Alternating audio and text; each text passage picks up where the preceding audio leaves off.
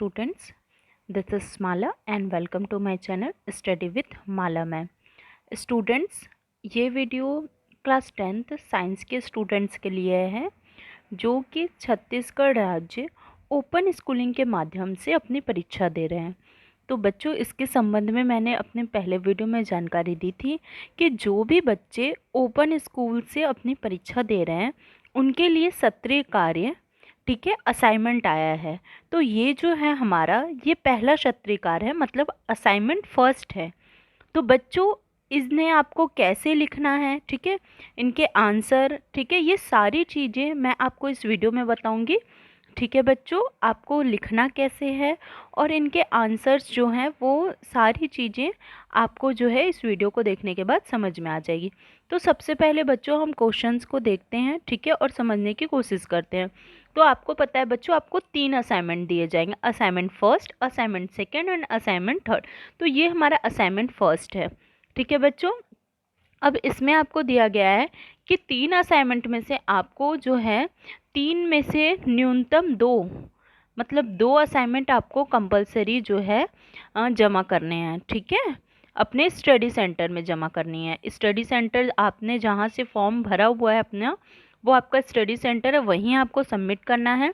अब बच्चों, सारे असाइनमेंट में आपको 5 क्वेश्चन रहेंगे, ठीक है, एक क्वेश्चन पे 4 मार्क्स रहेगा, ठीक है, 5 नंबर के 5 प्रश्न रहेंगे और एक प्रश्न पे 4 नंबर आपके रहेंगे, ठीक है बच्चों।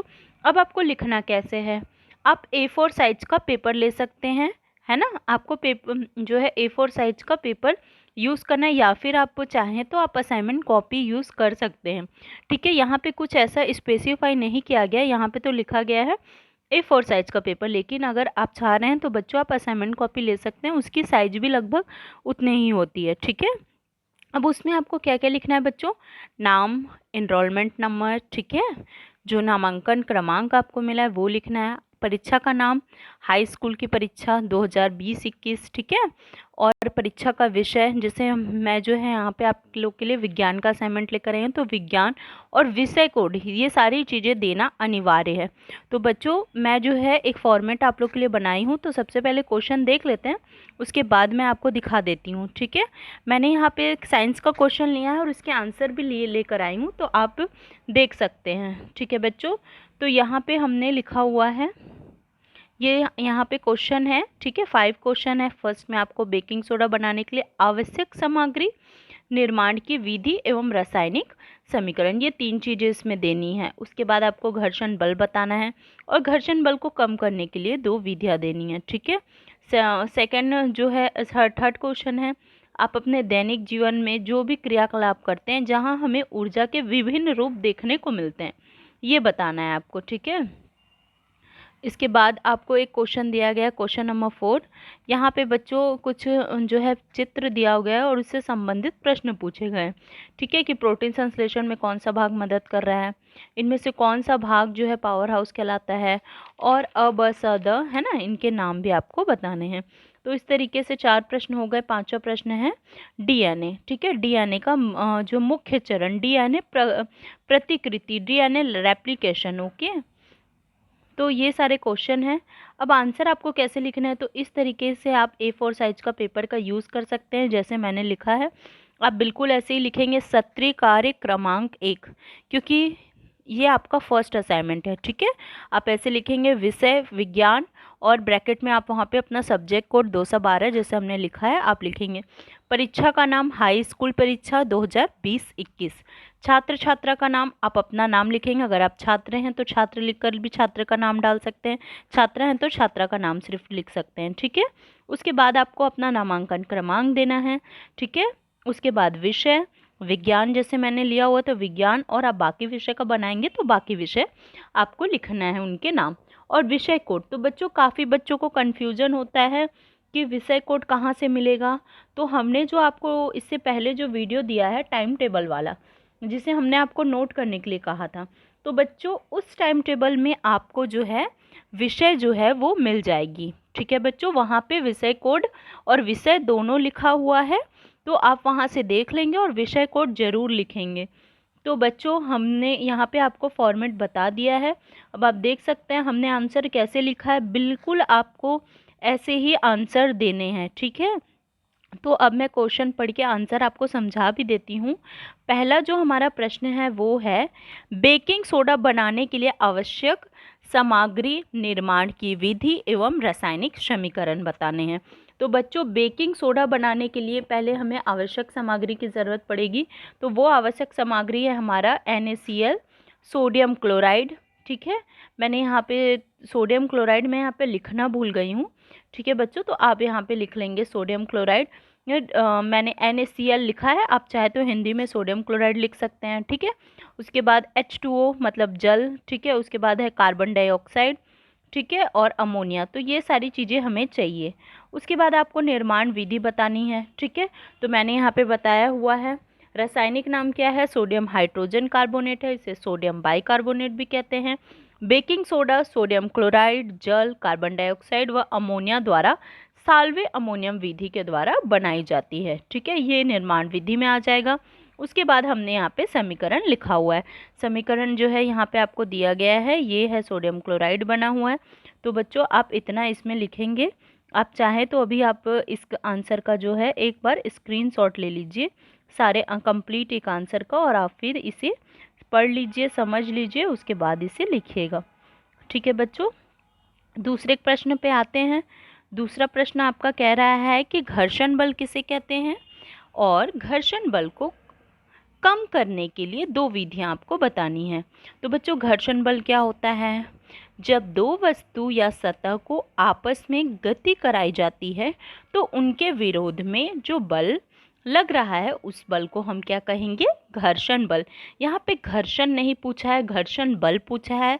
तो आप इस चीज़ का ध्यान में रखेंगे। कई बच्चे इसमें घर्षण की परिभाषा लिख देते हैं, तो आप घर्षण बल को ही लिखेंगे। अब घर्षण को बल को कम करने के लिए जो है दो विधियां बतानी हैं। तो बच्चों यहाँ पे जो है ये अगले पेज में मैंने लिखा हुआ है। तो घर्षण, जैसे घर्षण बल जो लग रहा है तो वो कैसे कम होगा? तो जिस तरीके से घर्षण हमारा कम होता है ना, किसी भी वस्तु की सतह को चिकना कर देने से घर्षण की क्षमता कम हो जाती है, या दो सतहों के बीच तैली या चिकनी तत्व लगा देने पे भी घर्षण कम हो जाता है, ठीक है बच्चों। तो यहाँ पे हमारे दो क्वेश्चंस हो गए हैं। अगले क्वेश्चन में आते हैं हम। अगला जो क्वेश्चन है वो है, दैनिक जीवन में 4 क्रियाकलापों की सूची जहां हमें ऊर्जा के विभिन्न रूपों की आवश्यकता होती है। तो यहाँ पे हमने 4 क्रियाकलाप लिखे हुए हैं। आप इसे अपने मन से भी लिख सकते हैं। आपको ही पता है कि हमारे दैनिक जीवन में कौन कौन से क्रियाकलाप ऐसे हैं जिन्हें हमें ऊर्जा के विभिन्न रूपों की आवश्यकता होती है। जैसे हमने लिखा है, जलावन की लकड़ी, जीवाश्म ईंधन, विद्युत के रूप में हम उपयोग करते हैं ऊर्जा का। घरों में विद्युत की लाइटें, पंखे, एयर कंडीशनर, इन सब में उपयोग करते हैं। कृषि एवं उद्योगों में बड़े पैमाने में उपयोग की जाती है ना। कार्यालयों में भी ऊर्जा का उपयोग किया जाता है, फोटोकॉपी मशीन को यूज़ करने के लिए, कंप्यूटर को यूज़ करने के लिए, ठीक है। तो बच्चों इस तरीके से आप इनके उत्तर दे सकते हैं। अगले प्रश्न की ओर आते हैं। हमारा जो अगला प्रश्न है वो है, एक कोशिका के चित्र के आधार पर निम्न प्रश्नों के उत्तर दीजिए। तो सबसे पहले यहाँ पे कोशिका का चित्र आपके क्वेश्चन में दिया है। मैंने सिर्फ उन्हीं भाग को बनाया जिनकी ज़रूरत थी, ठीक है। सारे भाग को मैंने नहीं बनाया, मैंने टेम्परेरी बस बना लिया है ना बच्चों। तो जो अ वाला है वो केंद्रक है। उसके बाद जो स दिया है वो है खुरदुरी अंतरपद्रवी जालिका। उसके बाद है हमारा ये वाला जो पार्ट है वो है क्या है? गोल्गी का है। ये वाला पार्ट गोल्गी का है, और ये वाला जो भाग है वो है माइटोकॉन्ड्रिया, ठीक है बच्चों। तो ये सारे भाग के मैंने नाम भी यहाँ पे लिख दिए। आप चाहें तो इसे बनाकर ऐसे लिख सकते हैं नाम के साथ, ठीक है। लेकिन नहीं चाहते हैं, अगर आपसे चित्र नहीं बन रहा है तो आप सिर्फ प्रश्न के उत्तर दीजिए। चित्र बनाना कोई ज़रूरी नहीं है आपके लिए, आपको प्रश्न के उत्तर देना ज़रूरी है। तो बच्चों प्रश्न जो है यहाँ पे पहला पूछ रहा है, इनमें प्रोटीन के संश्लेषण में कौन सा भाग मदद करता है? तो हमको पता है अंतःपद्रवी जालिका, जो हमारे पिक्चर में स में दिया हुआ है। तो आप स भी लिखेंगे और अंतःपद्रवी जालिका भी लिखेंगे, ठीक है। उसके बाद पूछा है, इनमें से कौन सा भाग कोशिका का पावर हाउस कहलाता है? हमको पता है माइटोकॉन्ड्रिया। तो माइटोकॉन्ड्रिया कौन से पिक्चर में है? द वाले में है, ठीक है। आप ध्यान से देखेंगे, द वाला जो है ये हमने पहले भी बताया था, ये हमारा माइटोकॉन्ड्रिया, तो हमने द लिखकर माइटोकॉन्ड्रिया। उसके बाद जो अगला है वो पूछा गया, अ ब स द अंगों के नाम। अ वाला हमारा केंद्रक है, ब वाला हमारा गाल्गी काय है, ठीक है। स वाला हमारा है खुरदुरी अंतःपद्रवी जालिका, ठीक है, और द वाला हमारा था माइटोकॉन्ड्रिया। तो इस तरीके से हमने ये आंसर आपको दे दिया है। तो आप चाहे तो इस आंसर का भी एक साथ एक स्क्रीनशॉट ले लीजिए और लिख लीजिएगा। ठीक है बच्चों, अब अगले प्रश्न की ओर आते हैं।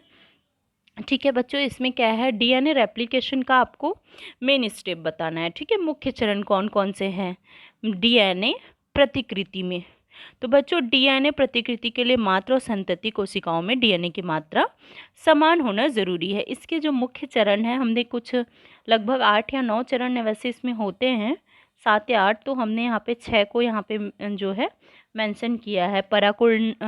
पराकुंडलन को खोलना, ठीक है, फास्फोलिलीकरण, आरंभन स्थल, डीएनए कुंडली का पृथक्करण, नए डीएनए का रज्जु का संश्लेषण एंड सतत एवं असतत डीएनए संश्लेषण। तो आप इन्हें लिख सकते हैं लास्ट क्वेश्चन में। ठीक है बच्चों, तो इस तरीके से हमारा जो है सारे प्रश्न असाइनमेंट के ख़त्म हो गए हैं।